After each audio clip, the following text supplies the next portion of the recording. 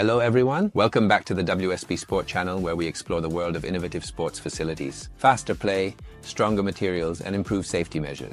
Paddle courts change with the game. One of the most common curiosities, especially as the intensity of the game rises, is how glass can withstand the impacts that players often use as well, to their advantage. Today we're diving deep into the science behind paddle glass, why it matters for safety and how regulations are evolving to make paddle courts safer than ever before. Remember to subscribe and activate the bell to receive weekly tips and advice on the world of sports centers. From soccer to paddle, through marketing and tips for sports center management, we will cover every topic in the world of sports centers on this channel. Paddle courts use 12mm tempered glass. This isn't a regular window glass, it's designed to absorb shock, handle extreme pressure, and even take direct hits from players throwing themselves at them.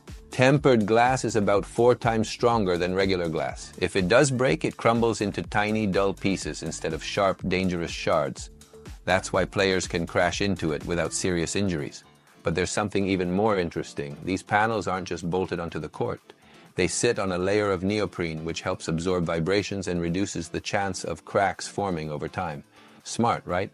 All of this makes tempered glass sound pretty solid, but there's one major weakness, and that's temperature changes. One of the biggest risks with tempered glass isn't a powerful smash or a player crashing into it.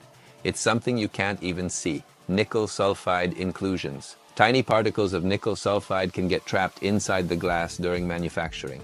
When the temperature changes, these particles expand, and sometimes the glass just explodes on its own. That's exactly why glass often goes through the heat soak test, or HST. During this process, the glass is heated up to 290 degrees Celsius and kept at that temperature for some time. The temperature changes that a glass would naturally experience once assembled are also artificially simulated. If there is a defect, the glass breaks directly at the factory instead of later in a court. This eliminates over 99% of weak panels before they are installed. HST greatly reduces the risk of spontaneous breakage, but given how dangerous glass can be, new safety standards have recently been implemented. Despite the assurances given by the 12mm tempered glass, a series of accidents made people asking, is tempered glass really safe enough? This is why new safety standards have been implemented, starting with UNI 7697. Instead of just tempered glass, the new recommendation is to use tempered laminated glass, which means 2 glass sheets bonded together with a plastic interlayer. And why does that matter? Because if laminated glass breaks, it stays in place.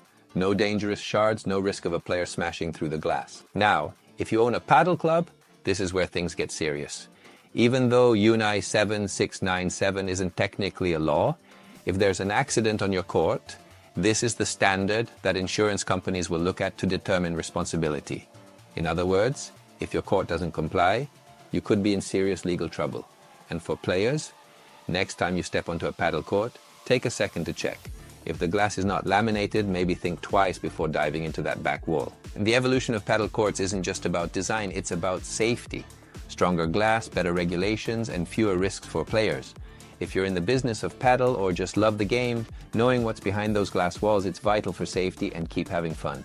Want to learn more about how WSB Sport delivers the safest, highest quality paddle courts in the industry? Subscribe to our channel and let's talk about the future of the game.